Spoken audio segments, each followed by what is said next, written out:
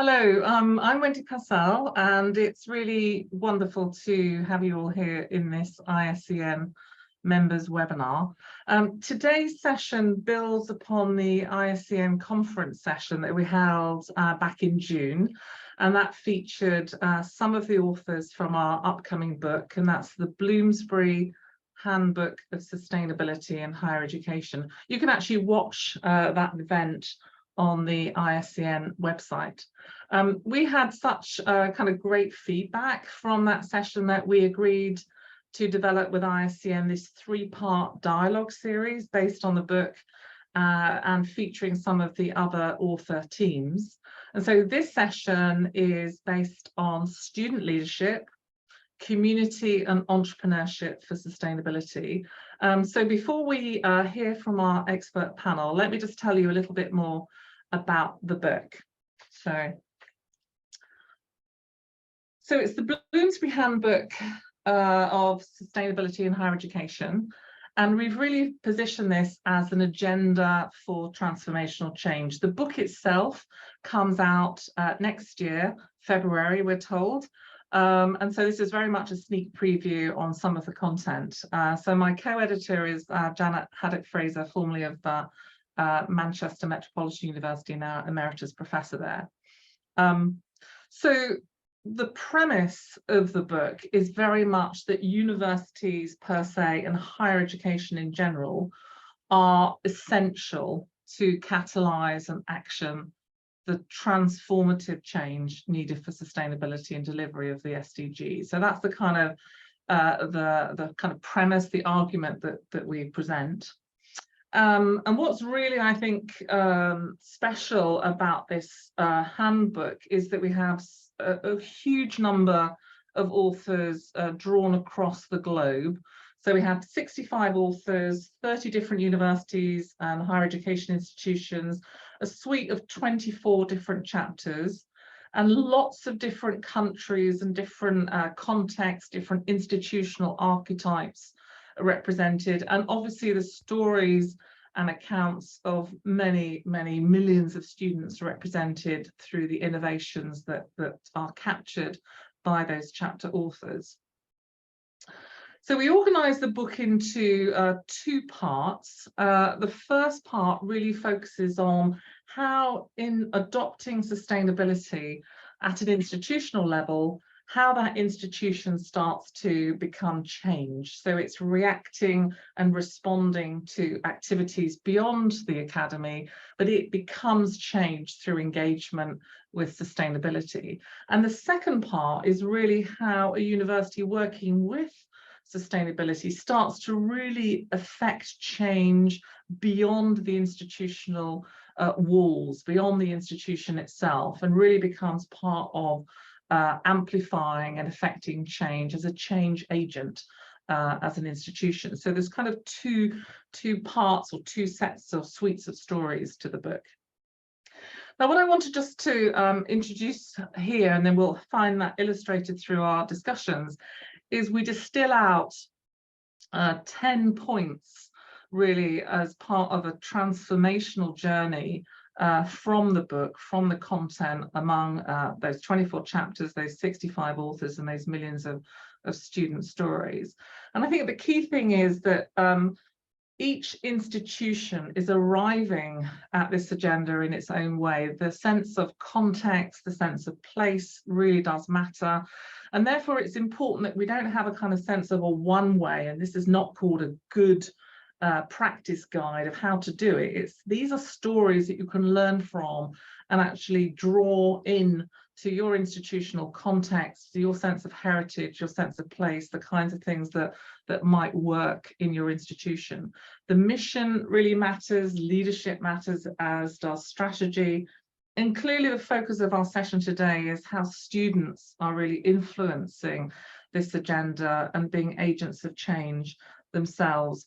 It does take time, it does take patience. The story is not just a bragging session in this book. There is a real sense of human struggle, of failures, of wins, of reflections, of setbacks, as well as huge successes as well. The other thing that comes through very strongly is the sense of communicating this as a sense of an academic mission, a journey for the institution, and really engaging everybody across the institution. That really comes through in ways that finding them where they are and picking them up where they are. And I think we'll hear some of that today, that sense of building community. Something else that really was a strong message is actually having universities reflect on sustainability, on the Sustainable Development Goals, what's missing, who's not at the table, what's not being said. That sense of our critical reflections on this agenda really matter. So we not only are part of it, but we're also observing and critiquing.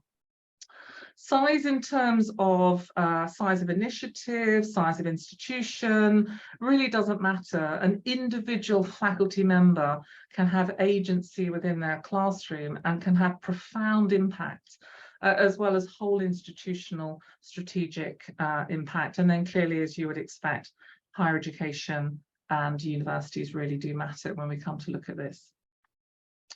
So let me introduce you to our 3-chapter panelists. So we have Jan here from the Antwerp Management School, who together with Lars produced a chapter called Experiencing Sustainability, Developing Students' Global Leadership Skills. We have Sally and Helen representing a cadre of authors who put together a really interesting chapter around transformative learning, community and leadership for sustainability. So it's great to have Sally and Helen with us.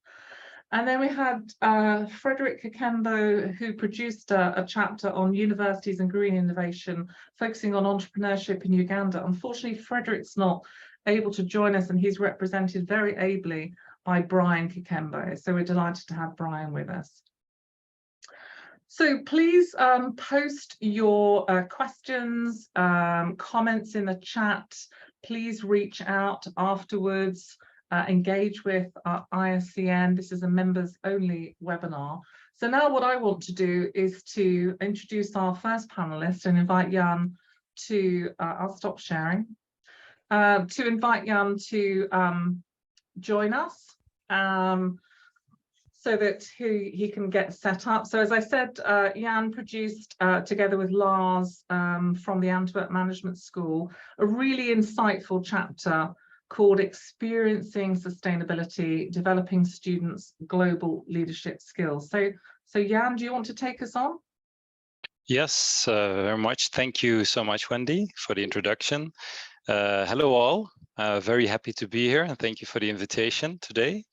I will be speaking very shortly indeed about our chapter and what we produced, but also how we work on that still now at Antwerp Management School. Antwerp Management School is the small brother or sister from the University of Antwerp in Belgium. At the moment, I'm now working and based in Rwanda in Kigali, so not far from you, I guess, Brian. Also learning from higher education institutions here in East Africa about experiential learning, about how to work with the Sustainable Development Goals in our curricula, etc. I prepared a few slides, but I'll keep it very short because I like some discussion, some interaction with you on the topic itself. But maybe some visuals will also help in sharing my story on this. These are actually 3 pillars of the school, which is global perspective leading to ingenuity, self-awareness leading to cooperation, and societal consciousness leading to sustainability. And this is what we also try to embed in our curricula around global leadership skills. This is actually how we try to integrate sustainability in every master program of the school. So if you are in a Master of Finance, Master of Innovation, Master in Management, Master in Fashion Management, you all receive sustainability in the sense of global leadership skills. This is a program that is mandatory for every student. And I will just explain you as followed how we work. So the GLS course, as we call it, Global Leadership Skills, focuses really on developing sustainable mindsets, and as mentioned, is also linked to the 3 pillars.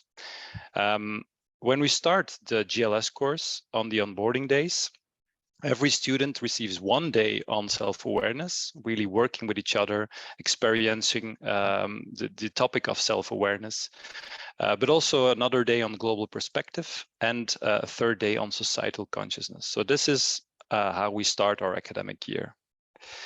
And then next on, I will just briefly explain 5 steps how we develop this curriculum around experiential learning, around sustainable mindsets. And as you can see it here, we work together with some brilliant people, brilliant faculty in the school. One of them is Wayne Visser. You might know him as well. He just wrote a book called Thriving. And together with the team and some other experts of other research groups, we actually teach in this GLS course. We really feel that experiential learning is one of the most powerful approaches really for sustainable transformation and creating those sustainable but also critical mindsets towards sustainability. One way of doing that is defining new perspectives around sustainability, where we really focus on systems thinking. We see global perspective, self-awareness, and societal consciousness actually as enablers for sustainability intelligence. And one of the elements that we really look at is systems thinking, where you see here the integrated value web, where we really want to dive deeper with students on the human system, the knowledge, ecological, social, and economic system. Of course, the SDGs are important for us, and we really also want to challenge our students to think about these global goals from an individual perspective. And therefore, the sustainable lifestyle goals or the good life goals are very interesting to look at. How can you waste less food? How can you buy fairly? How can you cut plastic pollution? Or my favorite one, how can we meet and welcome people or move and smile more?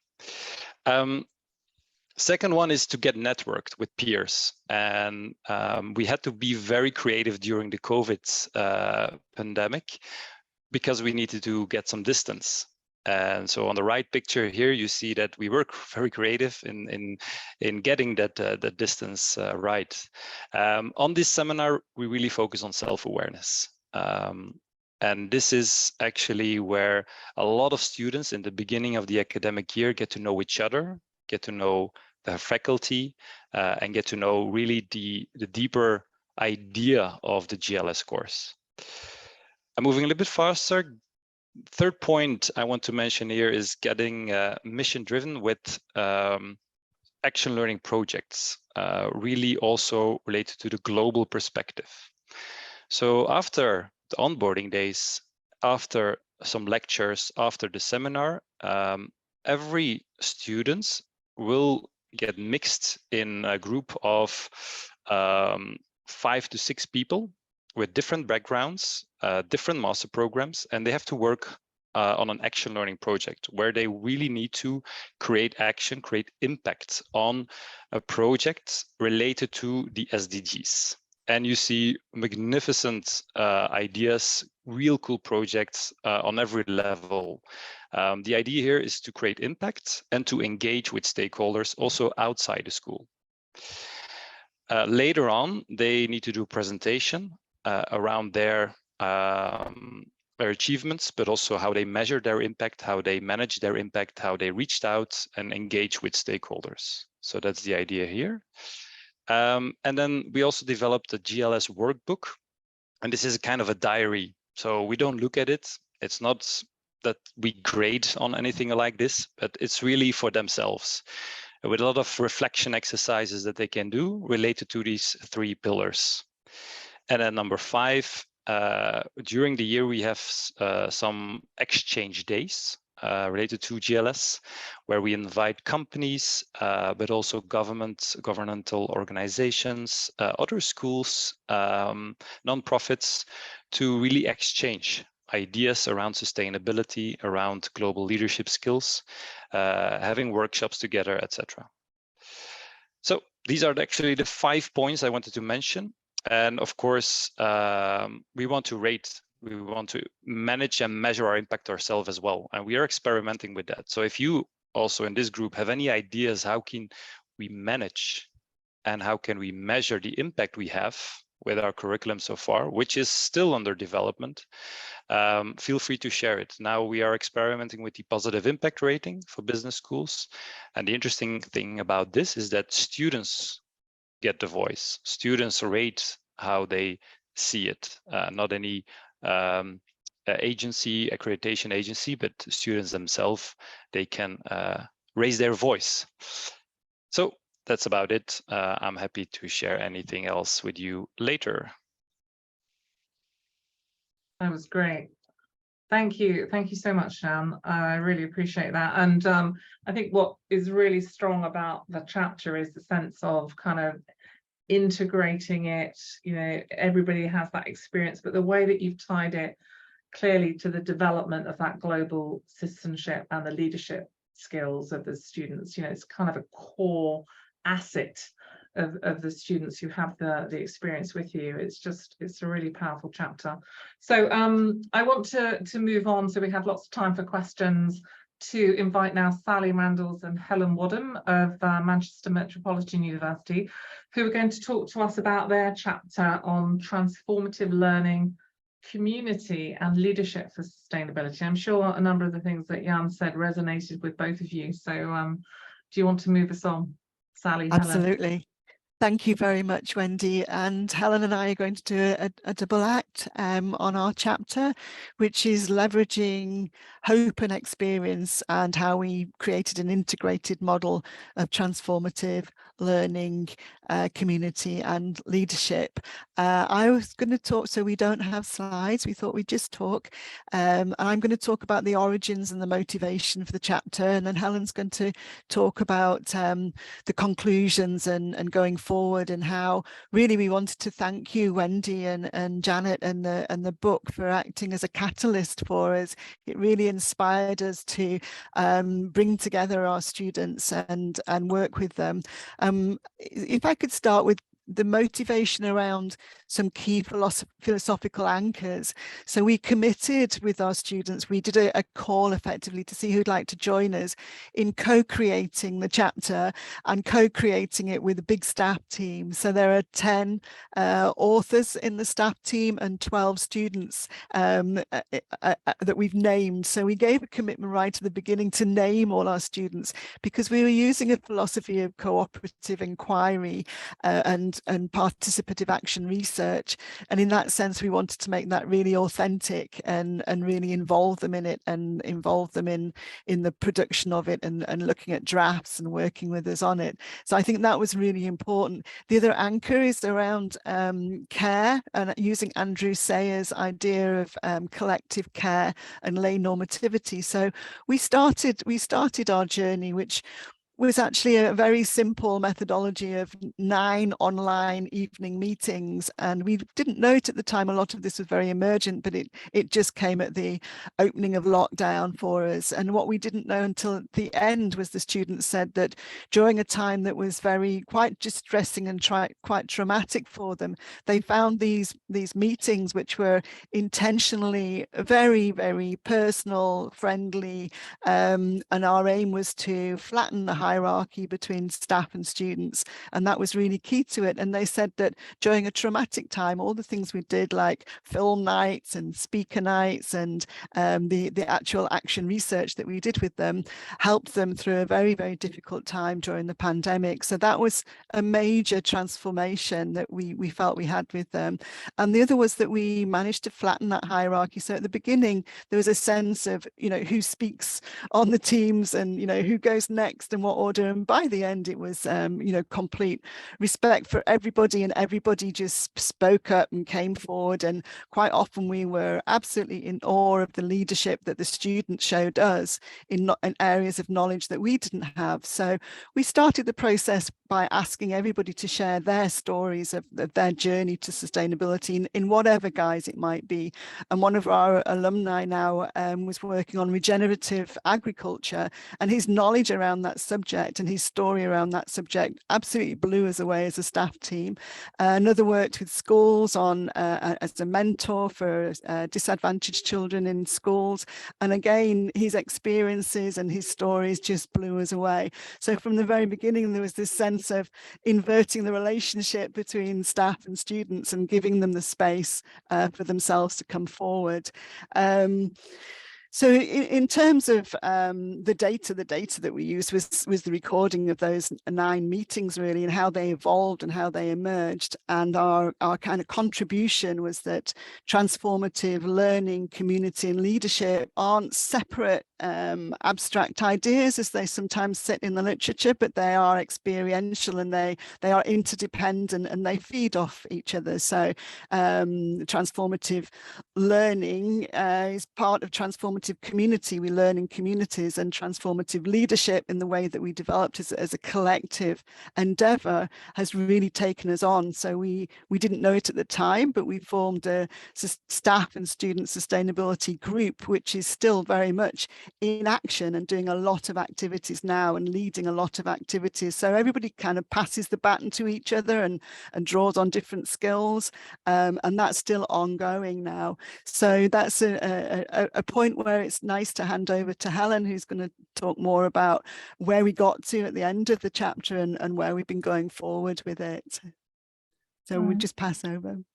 Right, brilliant. Thank you, Sally. That was great. And as Sally's talking, I'm sat there smiling and nodding, and it's taken me right back to our engagement together.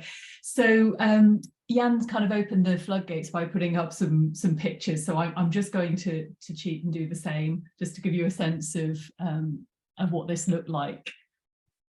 So can you all see that? Can you see the screen?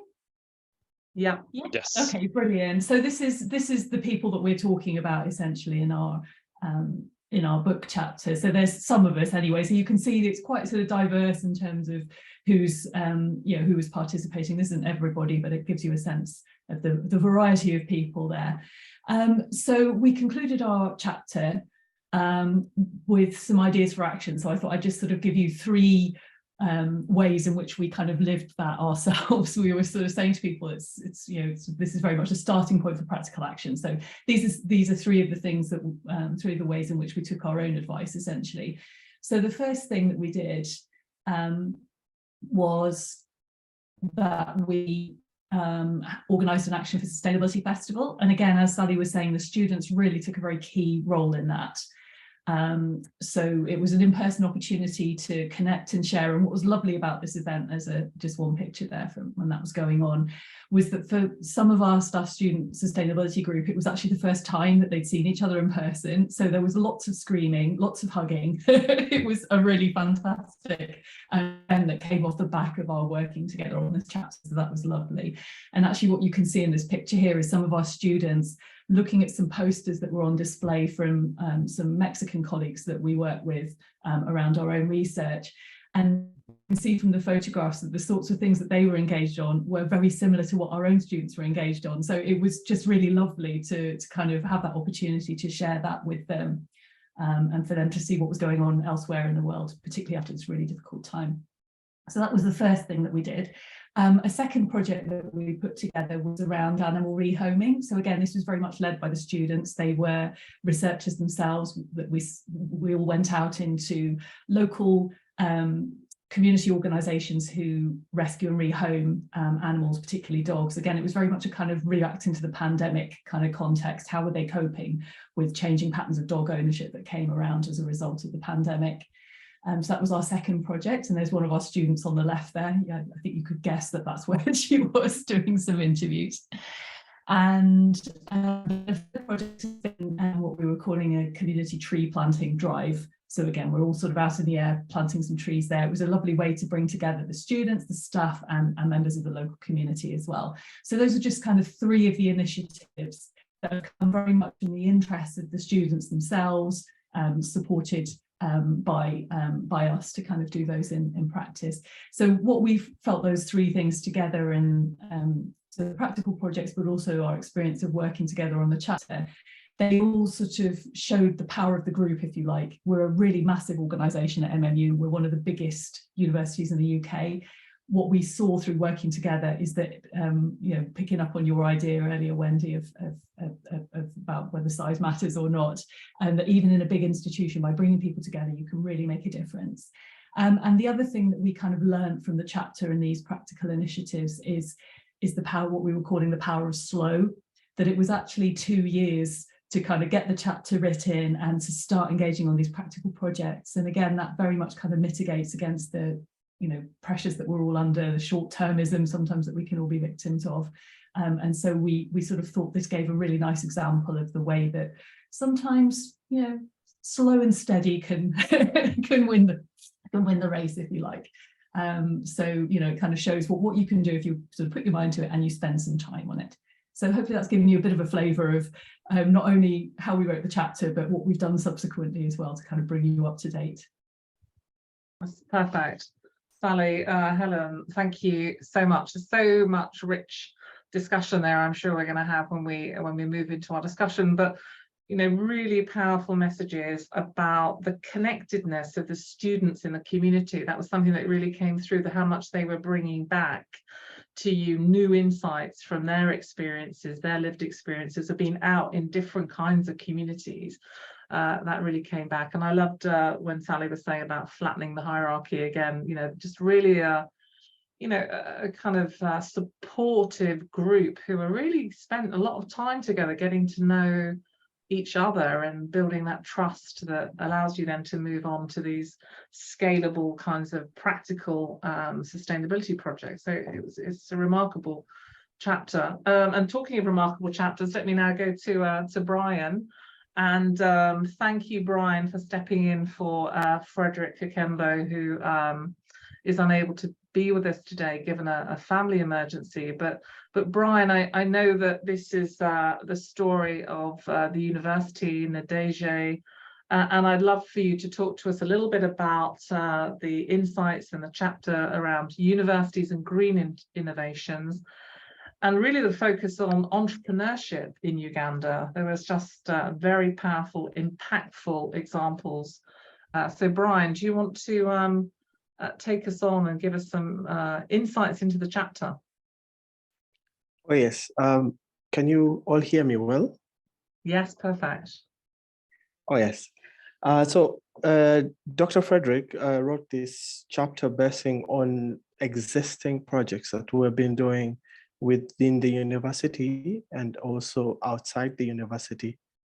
So first of all, why he chose to do this, to write about the school's involvement. By school, I mean the university plus the high schools that we work in partnerships with. We chose this because as a country, we have 70% of our population as youth. And so therefore, we need to build the capacity of youth to be able to take on the challenge of changing the way we live as a Ugandan people, right? And so we chose schools because, one, they're the convergent point for most of the youth. You find that first of all, because it's compulsory to go to school, so you have to be there. Two, is because youth are already in the learning stage. They're trying to absorb enough knowledge to kind of determine what they want to do in the future and also how they want to live their lives. So therefore, you can change the way they think if you give them the right knowledge and the right skills. And so his chapter, doctor's chapter, and the university's way of teaching and training is based on, I would say, 3 aspects, and that is One, we look at the resource recovery and then reuse, right? So he based the chapter on how we utilize the resources and how we reuse the resources that have already been utilized and dumped, and then we can reuse them. And to do this, he looked at one, internally as a university, how do we then do this? How do we make sure that our students and our faculty members do this, right? And that's where we have our waste to energy centers. We also have the water resource centers that are developing different projects around recovery of wastewater that is in the water resource lab. How do we reuse the wastewater for irrigation, or even how do we bring it back into use for washing, for bathing, for how then do we build, one, the technologies, and two, how do we build the business models around that so that it can be used outside the university? And it still goes to the solid waste management and solid waste reuse, right? How do we then build technologies? How then do we build business models to back that technology up? And his chapter also looked at how do we then interact as a university externally with other stakeholders, and the stakeholders he mentioned clearly were public and private sector. And the public sector is usually having the civil society, it's also having the government, the international organizations. How then does the university work alongside them to promote sustainability? How does it then also work with the private sector, the businesses, companies, corporates? How do we work with them? And so he based our relationship with them on three key factors. One, entrepreneurship, right? If the university can build business models that then can feed into this private sector, even the public sector, on how they can then implement these projects that we have worked on within the universities. So we extend the knowledge on how business models can help promote sustainability outside. Then he also looks at the human resource side of it. How then do we build these students into the right human resource to work in the public sector and also to work in the private sector, to make sure that these companies are promoting sustainability and they are putting resource use and reuse at the helm of the decision making, right?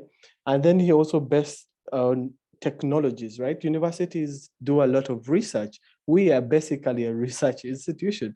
So if we can then develop the right technologies, we can develop the right models, the right approaches, then these approaches can then be transferred to the other stakeholders. And so his chapter was literally giving the blueprint of how the university is in the center of sustainability, and it should be the center of sustainability.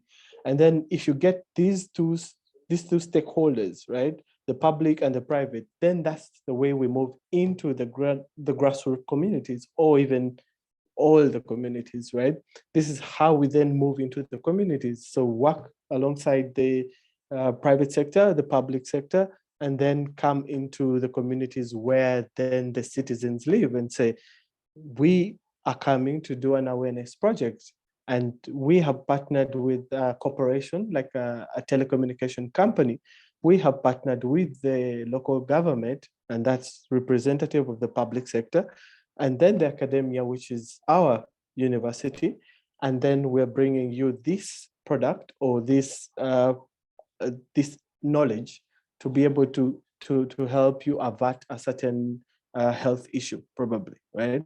And so we have done this a lot. And an example of academia public-private partnership has been a partnership that we have been having. From the public side, we had the UNREA, which is the Uganda Renewable Energy and Energy Efficiency Association. And that is the umbrella body that takes all renewable energy agencies and companies. And we have partnered with them. And then we also partnered with KCCA, which is the Capital City Authority, which is the parastatal that takes the capital city. And this partnership is based on resource recovery, and that is waste management, actually.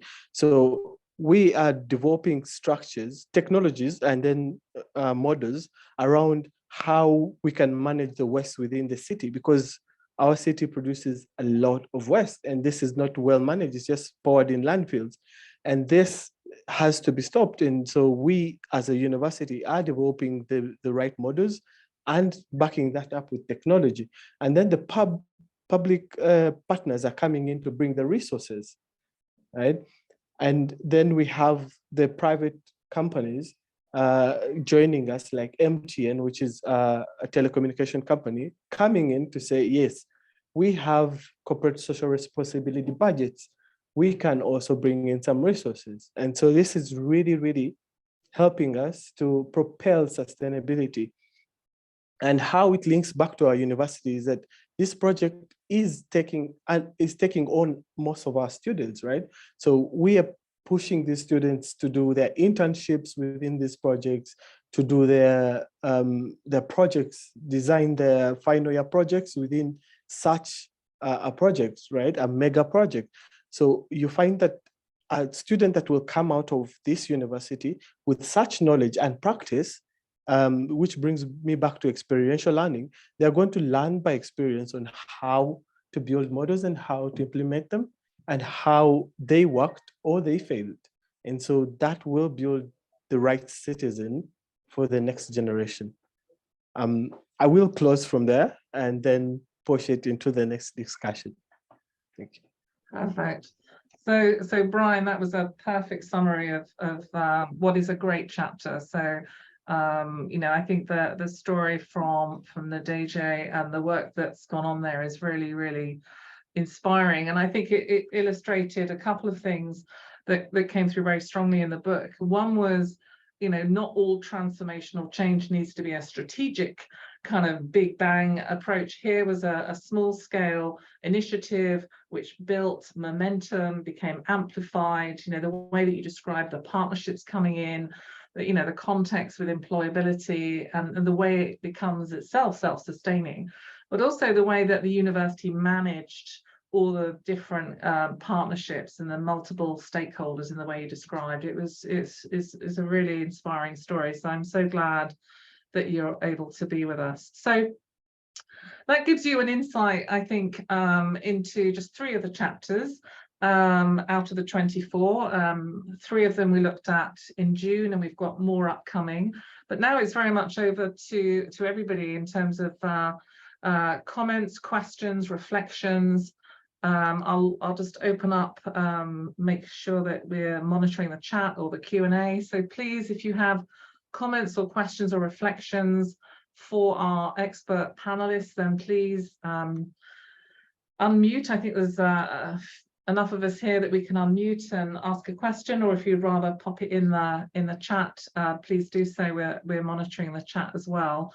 But a couple of things I think have come through there. One is this deep experiential shift that goes on, particularly with our students as they're exposed to not only their own awareness, as we heard from Jan, that sense of self-awareness about their approach to sustainability, through to actually hands-on projects within communities, but the way they're bringing back intelligence from communities as well, that we heard with Sally and Helen. So there's a number of opportunities, I think, that help us, I think through sustainability at university level, but how our students are really carrying for us much of the opportunities ahead. So reflections, comments, please feel free to pop your questions in.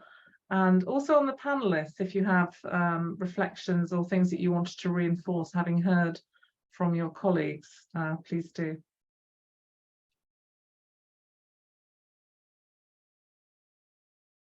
keep an eye on the chat as well.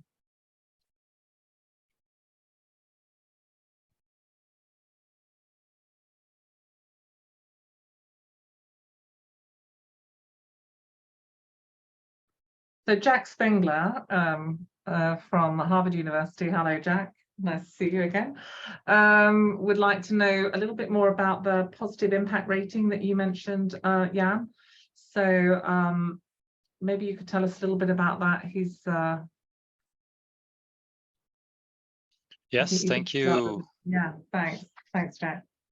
Thank you for the question, Jack. This is a quite new rating, which is also in line with Prime and I think also Global Compact, or some people related to these initiatives developed the positive impact rating. I think now it's the second year that we used this as a first go to see how students rate Antwerp Management School on different levels. I can maybe, if you give me a second, also look into how they rate specifically, or what the dimensions are for the rating. Maybe on your second part of the question, has positive impact rating been applied to alumni in their professional lives? Can you explain that a little bit more, what you mean with that? Yeah, so one is to rate the experience right at the end of their education, right, or end of a course. But in reality, what sticks, what lasts, what really makes a difference as they go into the practice, whatever that practice may be, and what do they take forward that becomes really influential in their decision making postgraduate. That's what I meant by it. And maybe you don't have enough alumni out there long enough that have gone through the process to do that evaluation. Yeah, it's a very good question. At the moment, not yet, and that's also my last point during my talk. We're really looking into how we can manage and measure our impact. That's one of our strategic projects for the coming years. Where sustainability is one angle, but also like the overall impact management and measurement. So for example, for now, we're looking into how we can measure the impact of the GLS course in the beginning of the academic year and at the end of the academic year. Therefore, we are developing a kind of a survey impact measurement tool, where we also look into different sustainable mindset indicator frameworks that exist, but we're still experimenting with that.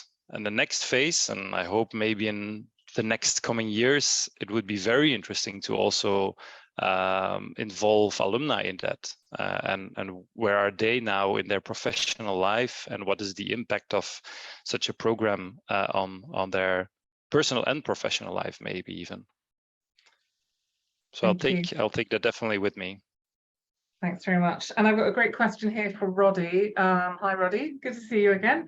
So maybe I'm going to turn to Brian for this one first, and then come to Sally. But Roddy's asking, in a climate emergency, should all universities be actively and formally embedding sustainability entrepreneurs into communities of practice? So students taking their learning directly into practice from their first year and working in community. I mean, you had such brilliant examples there, Brian, and also Sally and Helen talked about some of those community-based projects, which are quite entrepreneurial. So Brian, do you have a comment there about whether we should be formally doing the kinds of innovations that your university is already doing? Yes, I believe certainly we have to, especially when you look at the countries in the global south. We are still in the development stage, right? And so it's not right it wouldn't be right for the planet if we do business as usual and try to follow the path of the global north to development. Then we shall just make it worse. So if we can, as universities, build different models of how then development can happen within the global south, then it will be very good to teach the next MBAs or the next CEOs on how best to then transform to better ways of development, switch from, let's say, the fossil fuel best economy to more of renewable energy best economy. So if we can do this, then I believe we shall avert more destruction, and then create better ways of doing things, I guess. That's brilliant. And your colleague from Ndejje, Primrose, hi Primrose, is also commenting that the university's adopted models of using research and development centres to build capacity as well. So I think thanks for that, Primrose. Sally, did you have any comments there to Roddy about whether we should be more actively embedding sustainability kind of entrepreneurship in communities, and rather than the kind of piecemeal, way that we do it now? Absolutely. It's a brilliant question. And I think, so Helen and I belong to a department within the huge Manchester Met Faculty of Business and Law, and it kind of happens at different levels. So one of my roles is faculty lead for sustainability, and there we find professional practice being influenced by sustainability right across the faculty. So whether it's the lawyers doing pro bono activities out in the community. We've just recently had an ESR, a festival of local engagement where projects, Helen did one on with a local school, others did ones about walking our canal system, others did one about law and equality in the city. So across the faculty, there are all kinds of things. Then down within our department, it's Department of Strategy, Enterprise and Sustainability. And enterprise and sustainability and community enterprise is threaded through.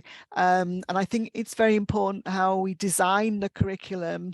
This is something we've been spending a lot of time over from the foundation introductory level when people first come to us with awareness about the SDGs and awareness about sustainability.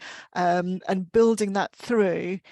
So we're doing carbon literacy at the first level, but building that through to leadership and community projects in action, often in the second and third year of the undergraduate and definitely in the postgraduate work, so that it becomes a progressive journey, and often is engaged with the external. So the apprenticeships work with larger companies. Many of the community projects work in areas of disadvantage around Greater Manchester. It's threaded through a lot of the curriculum. I think curriculum design is really important, and building that experiential community or sustainability projects into the curriculum is really crucial. I'm so glad you said that, Sally, because I mean that too often, my experience has been too often sustainability has been outside the curriculum and extracurricular activity, something that students are really hungry for, but they're having to search out beyond the curriculum and they're not getting kind of curriculum credit. We say it's important, but then we don't credit it, so actually embedding it in the curriculum in the way that you described, and I think Brian described, and also Jan, being a core graduate attribute, a real part of their leadership and setting them up for success throughout life. And it's just, really, really well said. So Helen, Jan, do you have any comments there to Roddy, or just to reflect on comments that have been said? Yeah, I think I agree, obviously, with everything that Sally just said. So I think in our case, and it might well be for other people on this in the meeting as well, is that it almost feels in a sense like the university and actually the world beyond the university is kind of catching up with what we've been doing for many years as individual education practitioners. So I guess what we're trying to do at Manchester Met, and probably what other people are trying to do as well, is kind of harnessing I guess some of the strategic imperatives of the institution, the boxes that need to be ticked, but doing it in a way that feels authentic to us. So Sally sort of mentioned it at Manchester Met, we have a very clear scaffolding, which has been a long time in development, and we're quite proud of right the way through from when people join us up until the master's level. But within that, the way that we develop the projects and the way that the students deliver on the projects, there's still a lot of room for flexibility in the way that happens, so that people are able to engage with it in the way that they want to. Yeah, we saw that really clearly from you, Jan, and the way that this is a core part of the offer. you know, in terms of the curriculum, but do you highlight also the sense of entrepreneurship and community-based projects in your work as well? Yeah. Yeah, and I don't know if you want... Indeed. I think I couldn't agree more with my colleagues here.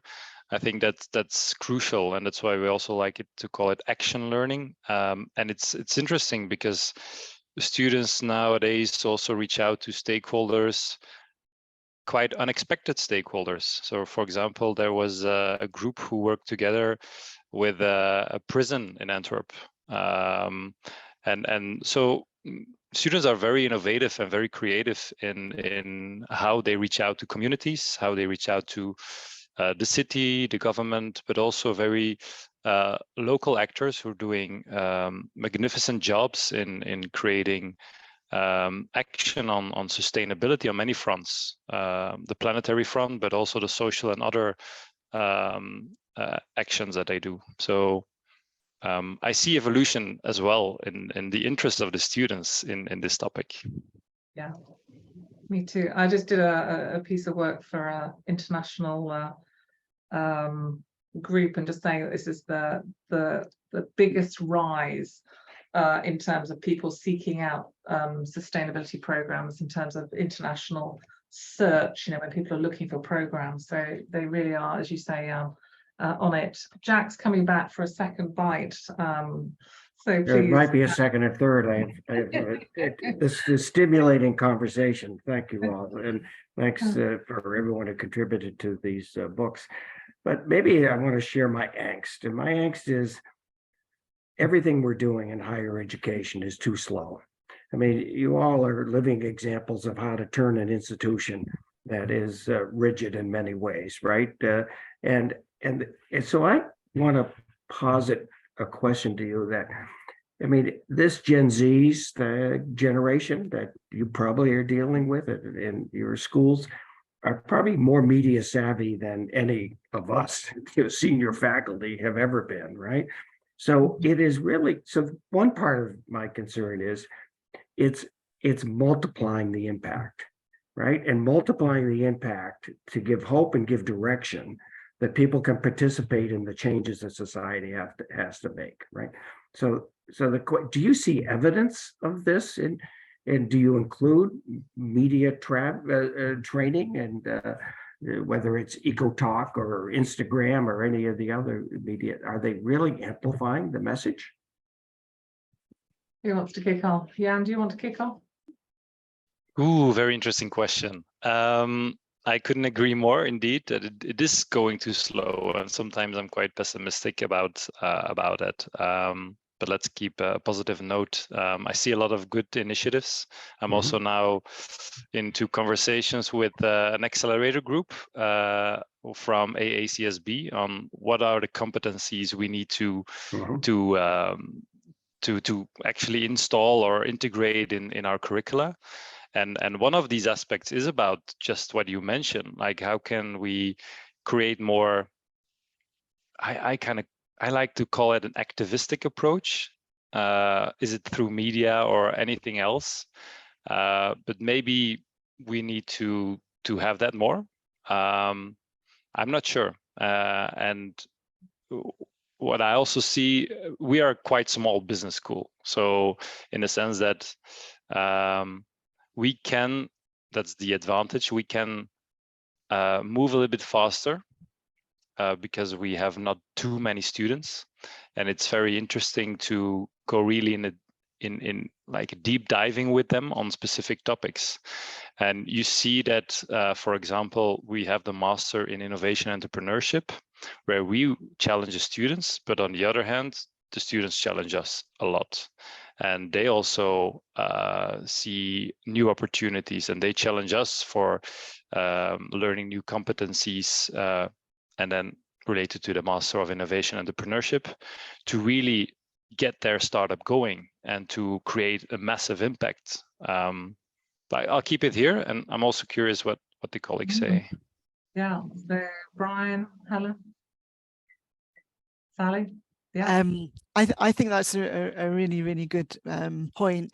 And I mean, I think there are multiple temporalities that are appropriate at different times, actually. So our chapter is in praise of slow because of this, the time it takes to develop these relationships. That doesn't necessarily mean, I mean, so our institution doesn't really drag its feet. It has a long history, and that means the leadership means being continually forward thinking. So a lot of our current work is on decolonizing the curriculum, for example, and helping and targeting help and support to students from our most disadvantaged communities, and in a sense, and our first generation program. So we're getting awards, you know, all the time, getting awards for various things. And really our chapter and the work that the 22 that we wrote the chapter is embedded within that wider thinking. But back to the point about temporalities, I would like to make a point about the European Commission's recent last year competencies for sustainability,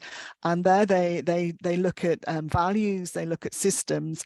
Then the third one I think we haven't got on top of yet, and we really want to, which is futures thinking. So anticipative futures thinking, which is a competence that we need about collaboration and partnerships and how to take them forward. So imagining a desirable future, the kind of things Natural Step does, which we know through research, but we haven't embedded that into the curriculum yet. And that's one of the things that we want to do over the next couple of years for our kind of final undergrads and maybe master students, is to really integrate that futures thinking around sustainability and desirable futures. And then, you know, what do we need to put in place? What do we urgently need to put in place? And how are we going to go about it? Gives you a stepping off point. So I think multiple temporalities is where I'd go on the temporal point, and depending on the context, depending what you're trying to do, there are different temporalities that are relevant.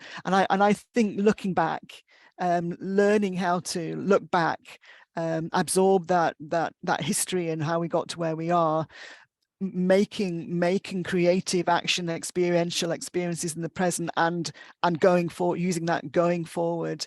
It has to be that the idea of playing with different temporalities and timeframes. It's a really important question you raised there. So just looking at the time, we have about a minute, and I just have probably 30 seconds just to finish us off. But so, Brian, do you have any final, 15-second soundbite? Same for Helen. Anything you want to comment? Yes, I think just a little bit to add on my four colleagues.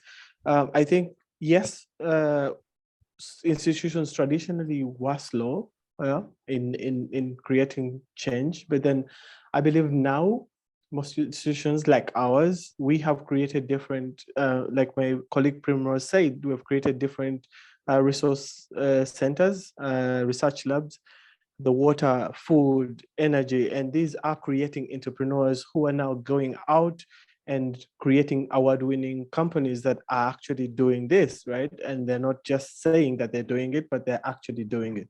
So I think that's one of the approaches that we can have as universities that can then move faster compared to the traditional ways of the way universities wanted to make change. Thank you. Helen? Yeah, just very quickly, but picking up on what Jack was sort of saying, that clearly there's a big challenge here, but as educators, all we can do is work with what we see. So on the one hand, we're trying to work towards effecting some kind of really large scale change, but realistically, all we can do, we can only do the best that we can do in quite difficult circumstances. So rather than thinking about trying to overthrow something, all we can do is try and change the relationships that are within our control, I guess. And I think that everything we've heard today is talking about that, isn't it? And one thing that we can do is share our stories and amplify the learning that's taken us a long time to do, so everyone else can pick it up and run really much faster. So can I thank all of our panelists? Really appreciate that. And just to give a call out to ISCN, we have 2 more webinars in this series. The next one is on February 23rd, and that's about advancing sustainability in fragile contexts. And it will feature some of our authors from the book from Aruba, from Brazil, from Lebanon and Nepal. And then the final session in the series is in May 23rd, and that's strategic sustainability for change. And that will feature some speakers from Canada, from Nigeria, from South Africa and the UK. So thank you very much. We're just at time, and I wish you a wonderful rest of day, rest of evening, rest of fantastic sustainability ahead. So thank you to the ISCN for the session. Thank you to all the panelists. Appreciate that.